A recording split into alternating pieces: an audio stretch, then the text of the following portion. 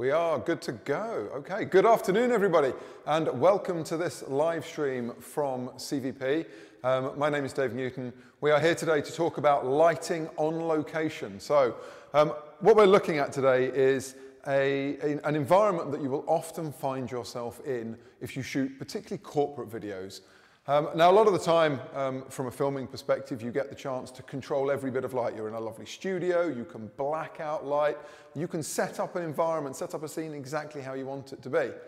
However, that's not always the case. Sometimes, as I say, with corporate videos, you will find yourself on location where you do not have complete control over what's going on. And that can present a challenge, particularly in an environment that's got a lot of windows. So you'll see behind me, we have got Taha. He's sitting here, he's going to be our subject for today. And we've got a window behind him. Now, if you're in an office space, if you're somewhere with a lot of windows like this, you may want to make use of them as part of the scene. But also, it means you've got to control the light that's coming through them. It's not always practical to go and black them all out, to put ND gels over them, or to run curtains everywhere. And being able to do that is totally reliant on your use of additional lighting. And that's what we're going to talk through today. I'm going to talk you through some of the Litepanels products and show you how I would go about lighting this kind of a scene. Now, in terms of the lighting setup, nothing is really super complex. If you've watched some of the previous live streams we've done where we've talked about three-point interview lighting and Rembrandt lighting and that kind of stuff, we'll be using much the same principles, but as I say, taking them to this kind of location area. And one thing I should point out right now is you may find that the audio is just a little bit echoey. This is very real world. We are in much like an office space that you may find yourself in. This is just another one of those challenges that you come across as a filmmaker. You have to find ways of working around them. So in terms of the products that we've got with us, as I say, we've got a selection of Litepanels products. Immediately to my left here, we've got a 6X. Over here in the background, we have got a Spot. And to the right, the larger light is the Litepanels Gemini, which you'll have seen that I've talked about before. I'll tell you a bit more about it today. And then over here we've got an Astra 1x1 soft.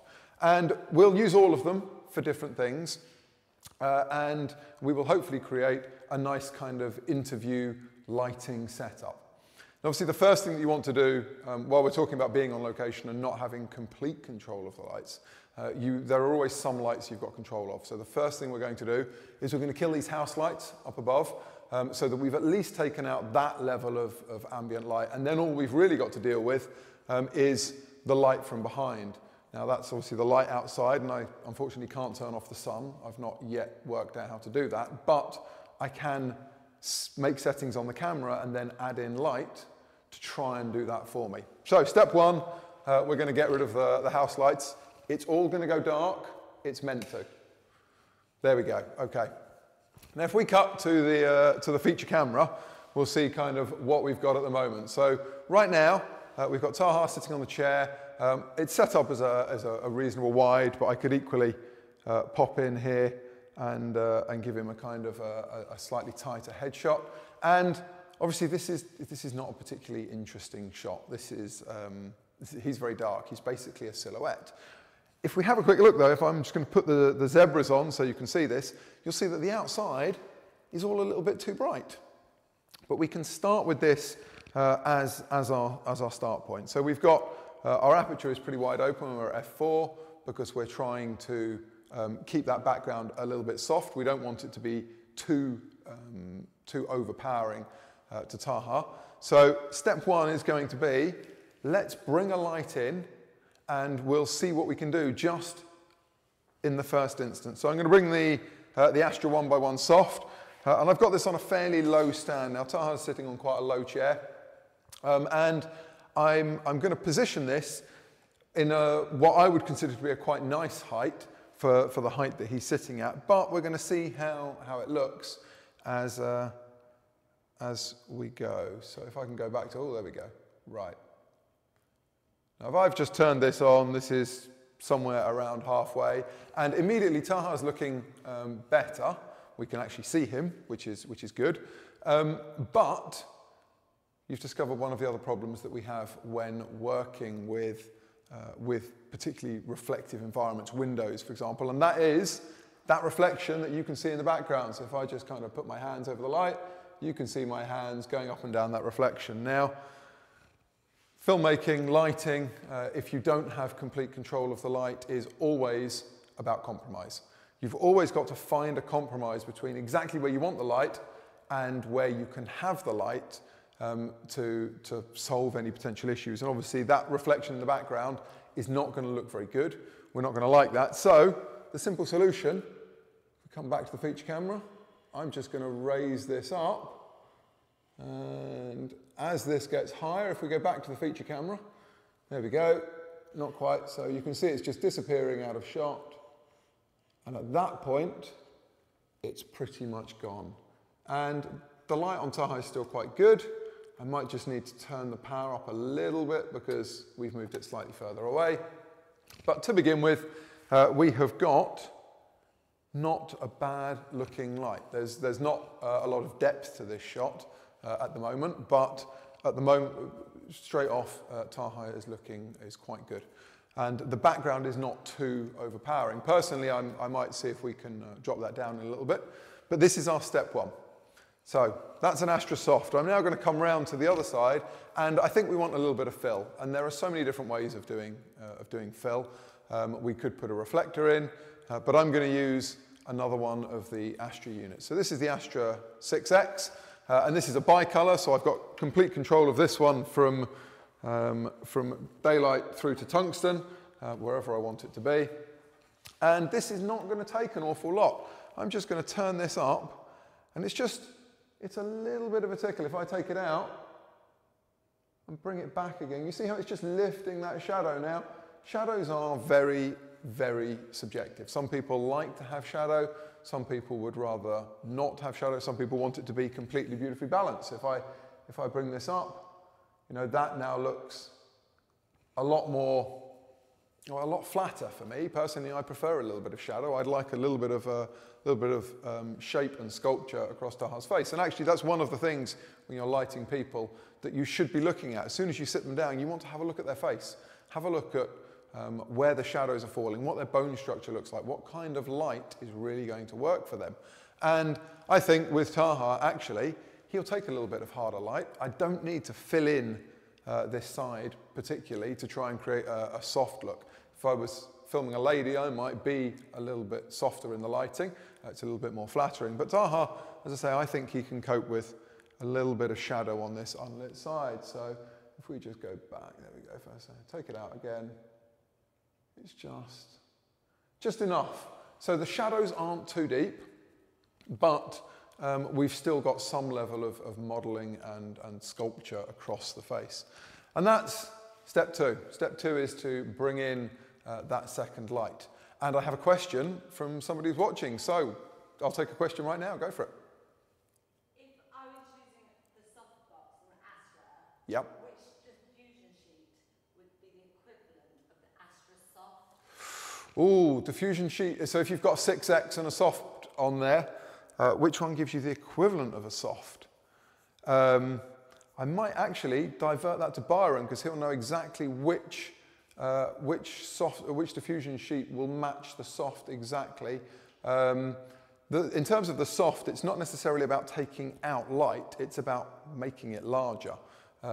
So we're not looking at trying to kill the power. We're looking at trying to diffuse it and spread it over a wider area. But I think Byron may be able to take that one. So Byron, for those of you who haven't got a clue who this Byron is that I'm referring to, Byron is a product manager for Litepanels who's based in the US. And he will hopefully jump in fairly soon and answer that question. If not, I'm going to try and think through, see if I can give you an exact answer while we carry on. Okay, where did we get to? So we had one light, we moved to two lights to create that softer wrap. And now we're just going to create a little bit of modeling. So I'm a big fan of three-point lighting. There's a reason that three-point lighting works. There's a reason it looks so nice. And that's because it allows you to provide some level of separation. So I'm going to bring in the backlight. And the backlight is this bifocus. Now, the great thing about using a bifocus Astra for a backlight is that you can control exactly where it's going because you've got the ability to spin it from a spot to a flood. So if I turn this on here, if I make this in the flood, you see that what's going to happen, it's going to spill over all the way around the side of Byron, all the way around the side of Taha's face, and it's going to ruin all that lovely modelling that we created. So actually, by spinning this over to the spot side, yes, the intensity's gone up, but I can dial that down. I can also be a lot more precise about exactly where I position that. So instead of shooting it straight at the side of his face like this, which is never really going to look very good, I can fire it off to the side, and I'm just looking to see, if you go to the feature camera, you're on the feature camera, fabulous. I'm kind of looking here at this line, and I'm trying to see exactly where that light's falling. So I want to make sure that the light's kind of getting just onto that line, kind of where the ear is, but it's not coming too much further forward, so it's not catching the side of the eye, certainly not catching the nose. So back here, and it's one of the things that you should be aware of, is you don't have to shoot out of the middle of the light. You don't have to fire a light straight at your subject. You've got the ability to sculpt the light, to decide exactly where it's going to be. And I think on the feature camera, that probably looks quite nice. I think we've probably got a bit too much on this side. We'll maybe give it a little bit more. And this is, you know, as with everything in filming and particularly lighting, this is entirely subjective. I'm just going to cut across here and have a little look. I think that's not looking too bad. We've got some separation. That background is looking not too bad. It's a little bit bright for me at the moment, but we're going to deal with that shortly. And we've started off with this three-point lighting, and it looks quite good. Hopefully, you all agree. Now, I said I'm not overly enamored with that background. I would like that background to look a little bit darker. For me, it's a little bit bright. Maybe you've got a lovely scene. Perhaps you're shooting in London and you've got a beautiful London city scene, or maybe you're in Birmingham somewhere and you're up in a high office and there's a great view over Birmingham and you want to be able to see that in the background. You don't want it to be washed out.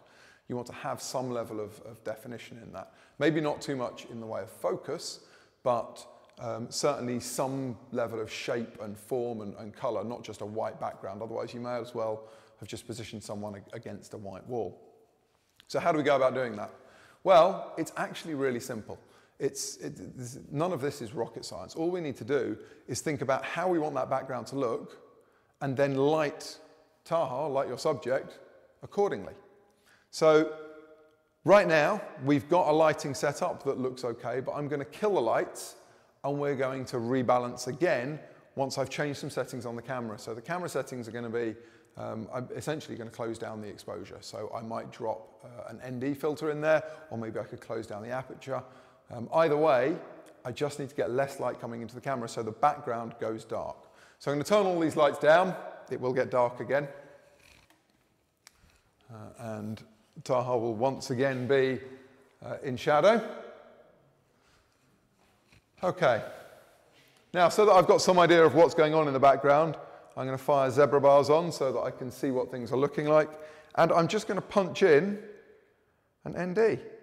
And that's 2 stops of ND. And I think that background's probably looking a little bit nicer. If I just come in a bit more on that shot there, that background is suddenly looking an awful lot more pleasant to me. It's a lot more interesting now. As the light changes in the next probably half an hour or so, I guess we're going to end up with a bit more colour coming into that background. Obviously, we've got the lovely autumn leaves out there, and they're going to get some beautiful afternoon sunlight on them. But now that we've closed that down, it's simply a case of doing what we did before, which is to bring lights back in again. And I started in the first setup with the Astra Soft. There's a reason I'm using the Soft. While we talked about Taha potentially being able to take quite a nice hard light, I'd still use a soft light in preference for me for lighting people, because I can always make a soft light harder just by moving it further away. If I want to make a hard light softer, I have to start adding diffusion panels, DOP choice, snap bags or whatever, and that's certainly never a bad thing, but I think, personally for me, I think a hard light is easier to make soft than a soft light. Oh, sorry, a soft light is easier to make hard than a hard light is easier to make soft. It's one less thing to think about. So I'm just going to put this back in, if I can see the feature camera again. So we've got something a little bit more contrasty now, and obviously all the same things applied that we had earlier on. I've moved into a slightly tighter shot, so that reflection issue in the back is not quite such a problem. So I can probably get away with just bringing this down. And you see as I bring it down a little bit, the reflection's going to appear behind. So I'm just going to keep it high enough out of shot, but what I'm looking for is to make sure that I've got just enough of a catch light in the eyes. I don't want the eyes to look dead. So I've still got zebras on. You'll notice that I've got probably just the tiniest little bit of zebra is just coming onto the point of the nose. For me, that looks a lot nicer, I think. Now, that's step one, was our main light, our key light.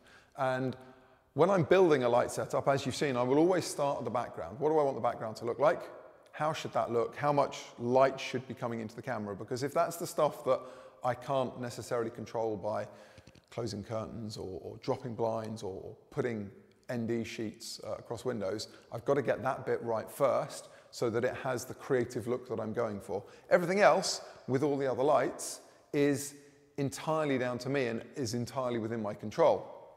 So, Astra Soft is turned on. Let me turn back up our fill light, and if we go back to,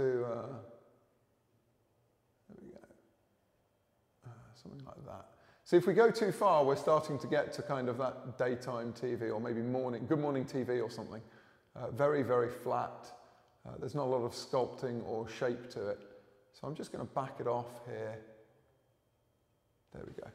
That's back to looking quite nice, but we've got the background now. So instead of that background being brighter, we've got more of the interest in the background, and yet still we've managed to balance.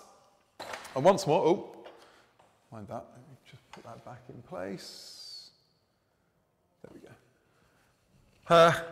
Now we've got to that, I'm just going to put the backlight back in, which is going to help create the separation. Now it might be that you've got very, very, very bright light coming through the background, and that could be giving you enough of a separation light down your subject's shoulders, in the hair, just to help them stand out. But if not, essentially with this backlight, I'm basically mimicking light coming through that window. So let's have a quick look on the feature. How's that looking? Turn it off, turn it back on again. Now you don't want this to be, we're not trying to blast light through from the background, because again, that takes away a lot of that shape that we've created. There we go. I think that probably looks about right. We've got just enough light, just enough separation on Taha. We've got the background. We've got lovely, beautiful looking light, nice modeled light. And it really hasn't been the most complex thing to achieve. And when you start looking at lighting setups like this and you work through them very logically, it's amazing how much simpler they become. I find a lot of people, they'll just get lights out and they start throwing light all over the place, and they don't think about where they're going to position it. Now, we've got a good setup, and we've so far used three of the Astra panels. As I said, we've got the Astra Soft, we've got the Astra 6X here, and we've got an Astra bifocus over the back. But behind me, over here, over my right shoulder, we've got a Gemini. Now, Gemini, I'm a very big fan of the Litepanels Gemini. It does all sorts of wonderful things. In this case, it's going to give us a larger, softer light source. I've talked before, but for those of you who haven't seen it, about what controls how hard or soft light is, and it is indeed the size. So if you've got a larger light source, it tends to wrap more around your subject, making the light look softer.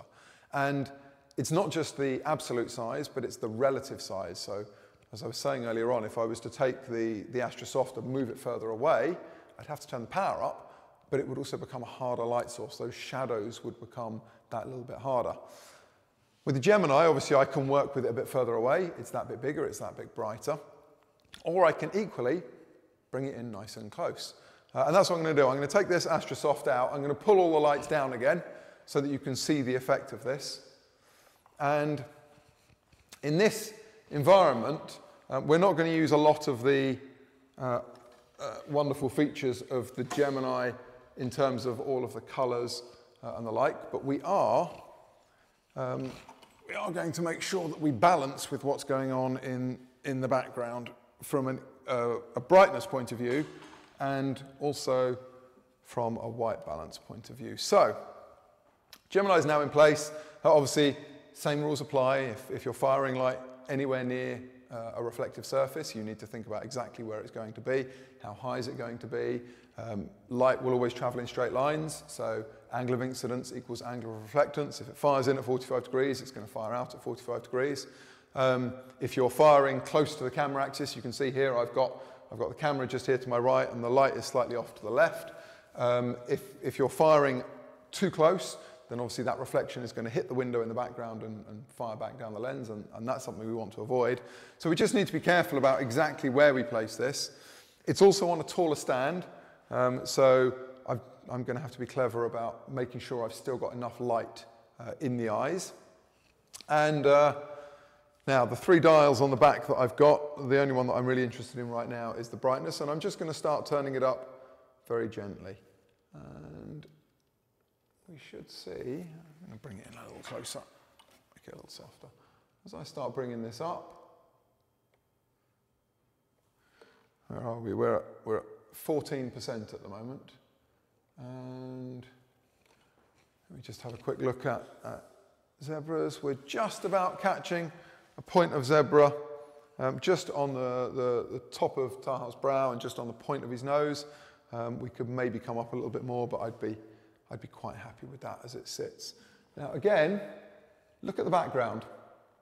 If you watch that pillar behind Taha's head, as I turn this light round, you know, the temptation is, oh, well, here's my subject, I'm just going to shoot the light straight at it. But the trouble is, I shoot the light straight at him, and I end up also lighting that pillar in the background. And I'm not overly enamored with that. I'd rather keep the light on him much the same, but try and lose as much of that light off the background as I possibly can. So by essentially shooting off the edge of the light, there we go, if I come too far, obviously he goes back into shadow, but I can just favour it back, and now Taha is lit, but I've not spread too much light into the background. I've not ruined that background setup that we've got. So just make sure the power's all right. There we go. Oh, we might just give it a little bit more. Now that we're coming right off the edge, I'm just going to take it up a little bit further. There we go. I think that's probably about right. Now again, it's time to bring in our second light. We could pretty much get away actually with this and a backlight, I think. We'll see what it looks like. I'll just bring the backlight in to begin with, and we'll see if that gives us enough separation or whether we do indeed just need to lift the shadows on this unlit side of Taha's head. Where are we? Let's bring a little more up. And obviously, because we've put some ND filter in on the camera, we need to put a bit more light in than we had in the previous setup. And no, I think we might want just a little bit more. A little bit more. There we go. How's that? We've got some nice separation. We've got nice light on Taha. He's looking fresh-faced, and he's doing very well to not laugh or smile.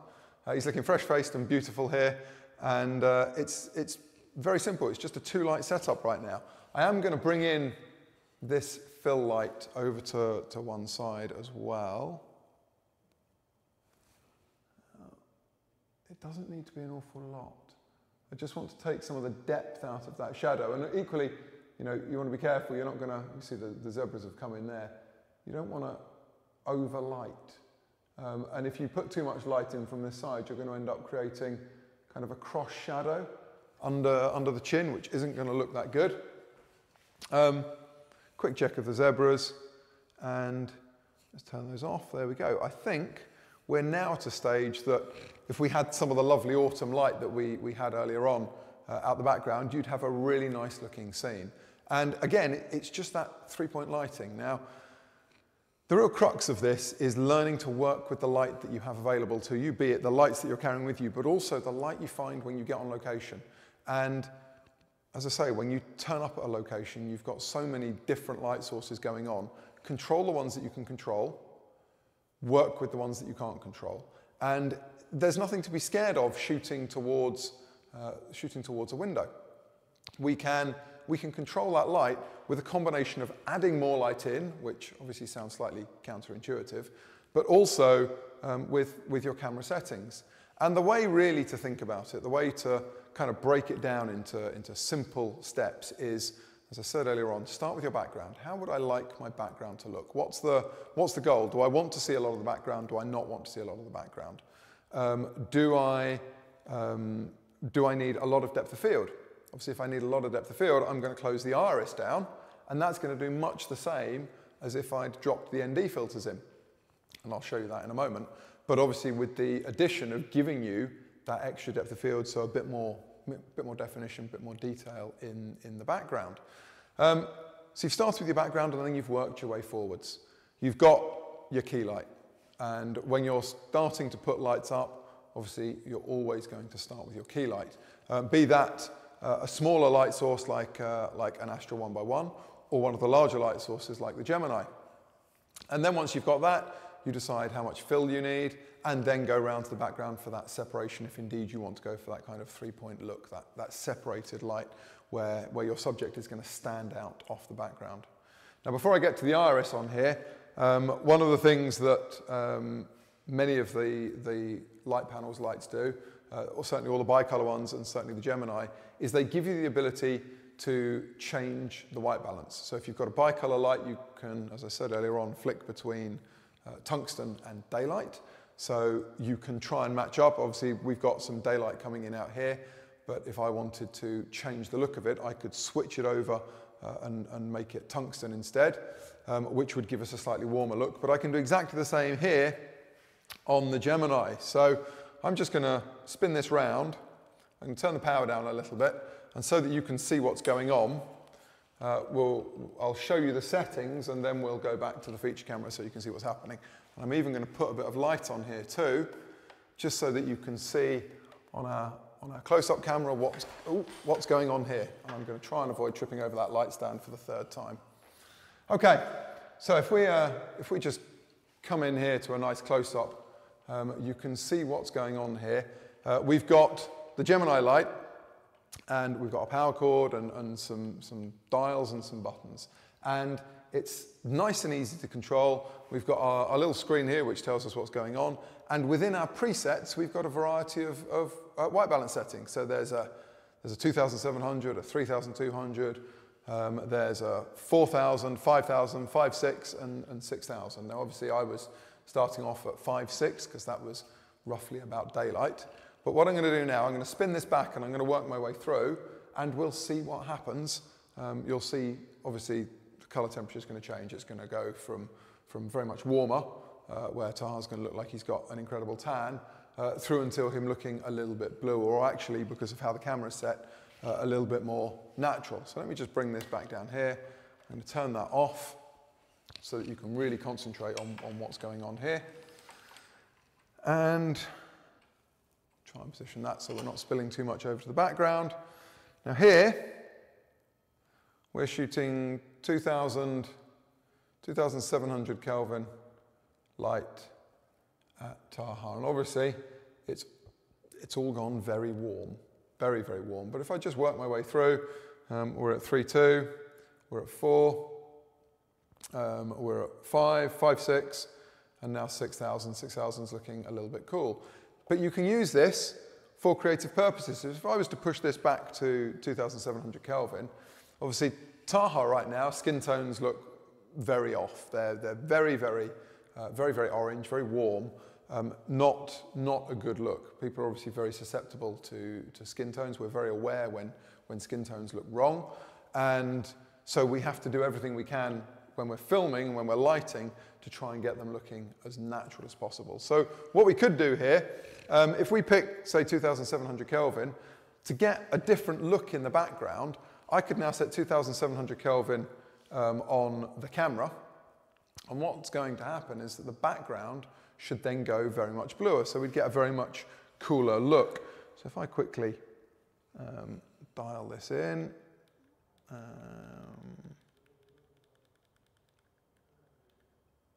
Okay, so now I'm just going to come back out to a slightly wide.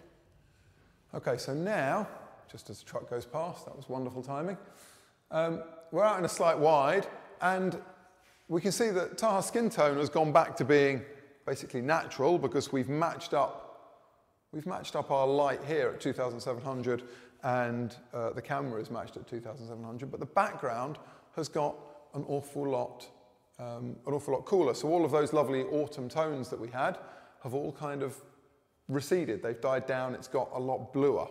Equally, we can go the other way. Now, if we go up to 6000, suddenly everything looks very, very cold.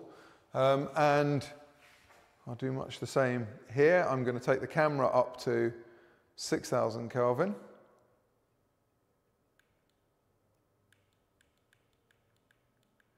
There we go. And suddenly, see the effect on the background. All of those lovely oranges and browns have come through, but once more, Taha's skin tone is looking nice and natural.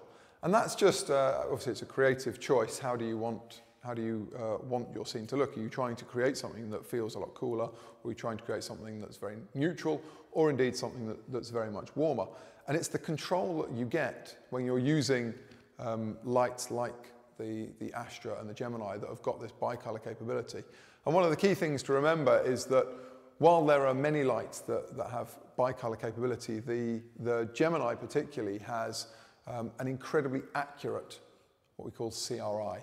So the Litepanels technology within these lights is designed to give you the purest possible color. So all light, all white light, whether it be tungsten daylight or anywhere in between, is made up of a spectrum of light. And you find that some lights don't give a full spread of spectrum. So when you start filming under those non-full spectrum lights, and it's particularly true of LEDs, certain tones and colors just don't record or aren't captured accurately, and particularly skin tones can be an issue.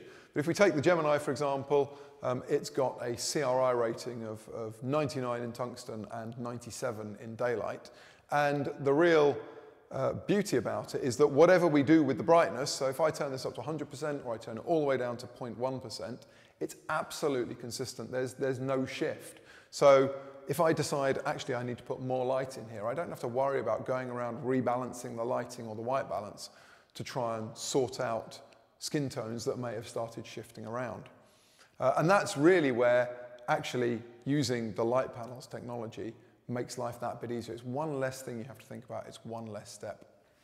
Okay, so we've got, if we come back to the feature camera, we've got this lovely autumn tones, and I'm just going to tighten that shot up. We've got a nice catch light in the eyes. You see where the light is if you just have a quick look on the wide. The light, for those that want to kind of map out this, we've got Taha sitting in his armchair. The light is, or the camera's kind of pretty much straight on, but I've obviously got him turned slightly away. He's looking into the shot, but his shoulders are slightly turned away, so he's not totally square onto the camera. The light is on the side that he is kind of turned to, but his head's slightly looking away. So in terms of how I'm lighting the shot, I'm essentially short lighting him. So I'm shooting the unlit side of his face, because that's the side that's slightly closer to the camera, that slightly shaded face, or shaded side. And that's a really nice way of working. If you broad light someone, they tend to look a lot wider. And also, you'll find that you lose some of the sculpting and the shape on the face, because everything just seems to get bigger. So I've got this short light.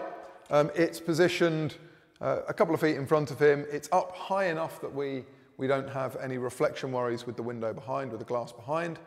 And just straight off with a single light, it's creating quite a nice look.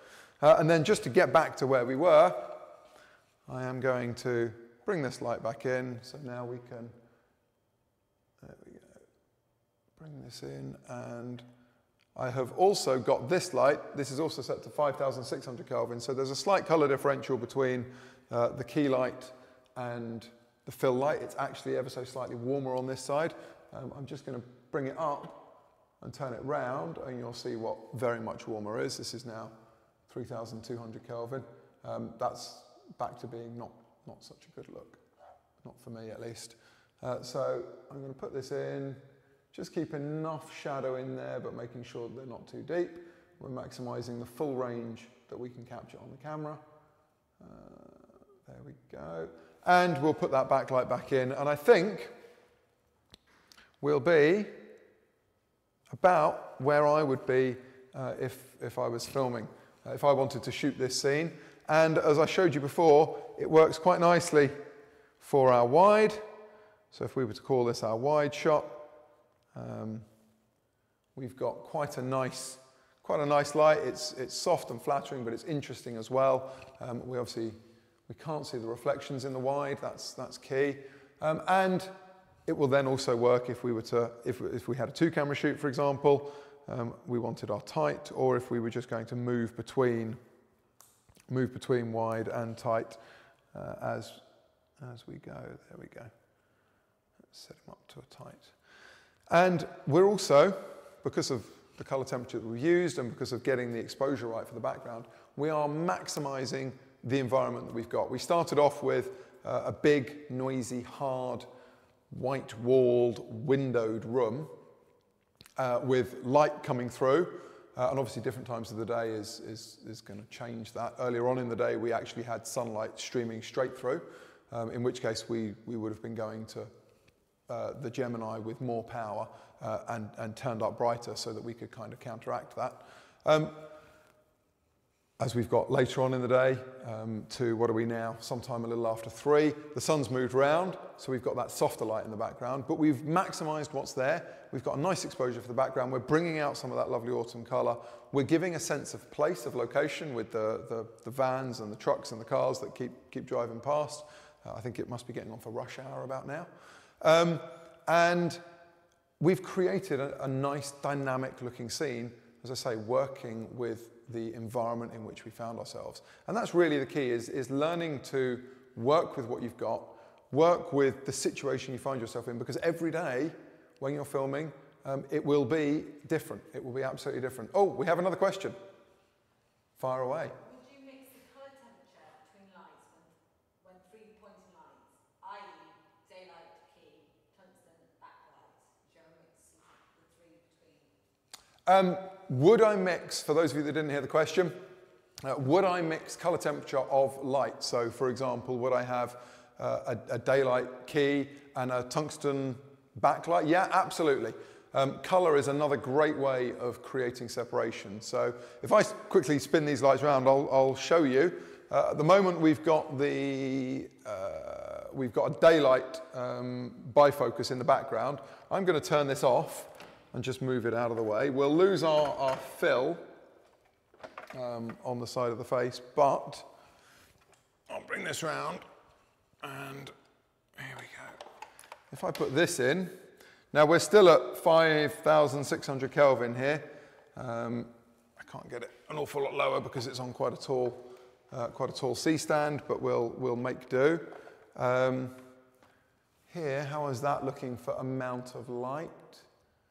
That's not too bad, but obviously we're matched.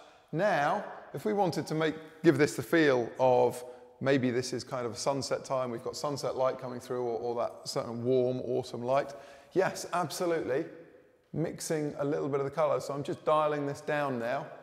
Where are we? We're down to about 4,000-ish Kelvin here. And as I turn that power up, not that much, Dave, that was a little heavy-handed.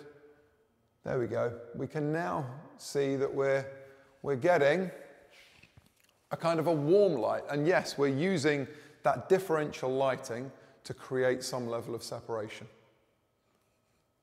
Hopefully that answer. Oh, we've got another question. Goodness. We're on question fire right now. Gemini, Yeah. Would you personally ever use colours on Gemini for an interview lighting? Would I ever use colours on Gemini for interview lighting? So obviously the Gemini is a full colour light. It's an RGB light. It can make any colour within the colour spectrum.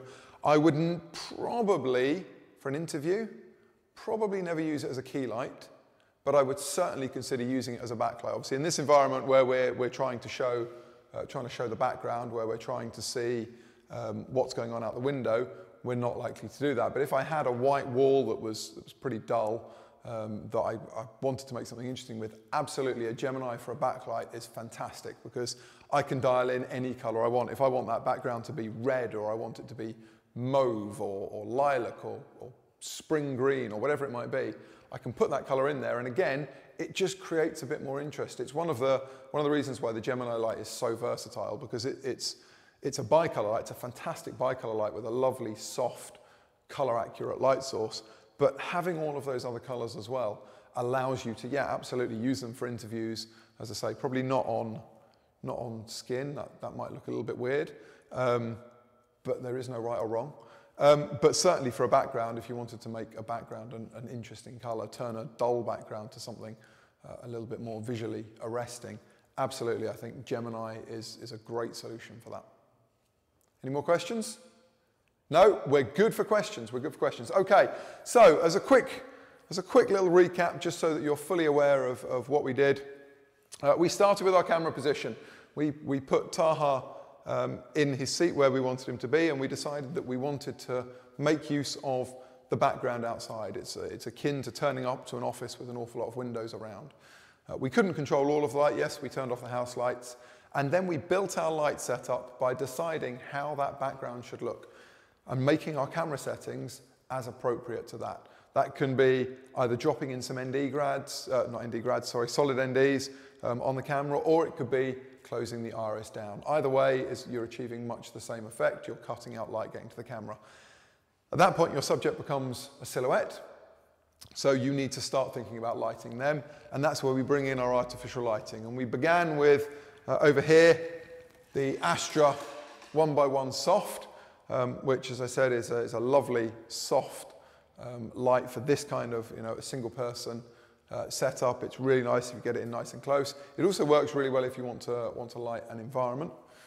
We then brought in, what did we bring in? We brought 6X as our fill light, and that's a bicolour 6X, so we could use that, as you just saw, we could put some different colour in the background, but we were using it as a straight fill, very gently, just a gentle tickle to make sure the shadows weren't too dark. And then we put the Astra spot, or the bifocus, I should call it, in the background to create that hair light, that separation light.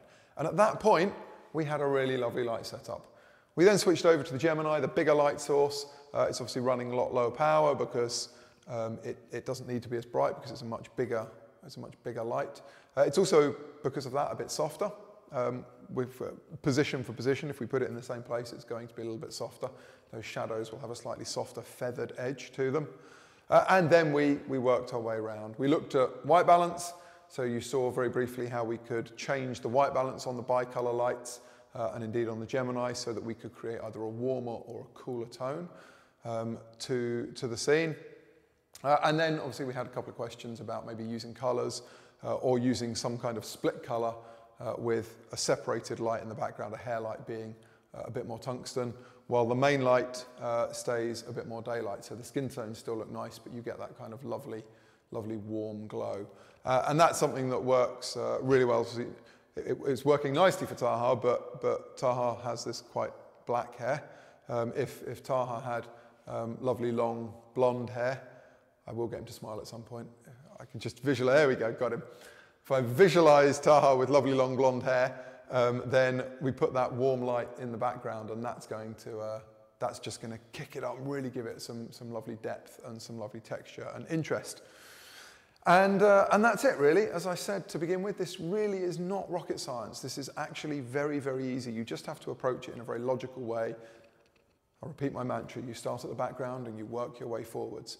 And if you do that, you'll find that lighting becomes actually a really simple process. Obviously, it's very creative, and there are so many different ways you can set up your lights. But taking a logical step by step gives you that flexibility to think, right, what am I actually trying to create? How am I going to do that? Now, to wrap up this live stream, I need to tell you very briefly about a couple of special offers that are on. If you have been impressed with what these lights have been able to create, or what I've been able to create with these lights here, I should tell you that all of the Astras are currently on special offer here at CVP. If you buy any of the Astra lights that we've talked about, or any of the lights in the Astra range, you will get a free V-lock battery plate. So if I bring this over here, I'm just going to kill the Gemini, otherwise the camera's going to have a really hard time seeing this. In fact, I'm going to light it from over here. Look at that, the benefit of having lots of lights. So, if I just fire a bit of light on here, hopefully you can see here. If you buy any of the Astras, you will get a V-lock battery plate free with it, which will allow you to use something like an Anton Bauer V-lock. Obviously, you just replace this, take this plug out, put this plug in, and then you can battery power your lights for true location use outside of a studio.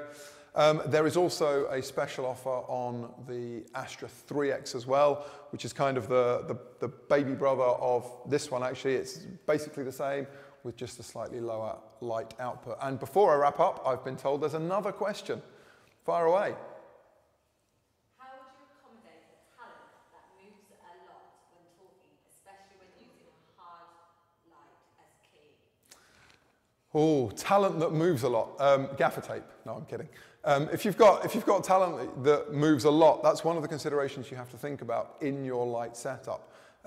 If you know that your talent is not going to be sat in one place or stood in one place, you would take that into consideration, both obviously in the way that you frame, but also in how you light, in the sense that I would try and avoid going for too hard a light. And I know that takes away some of your creative control, but I think, as I said somewhere near the top of this, there is always a series of compromises to be made. Ideally, you'll work with your talent, you'll try and put them at ease, you'll try and get them to not move around too much. But if they're still intent on moving, you're going to have to work with that and think a bit more about area lighting rather than really specific sculpting or hard lighting. So maybe bringing lights back, or using just a slightly larger, softer light to try and give them that bit of scope. Obviously, if you're doing an interview, your goal is for them to look good, and you want them to look good wherever they're going to be. And if riveting them in one place isn't going to work, you've got to work with them as much as they've got to work with you. So I think, in summary, I'd say I would try and avoid using too hard a light.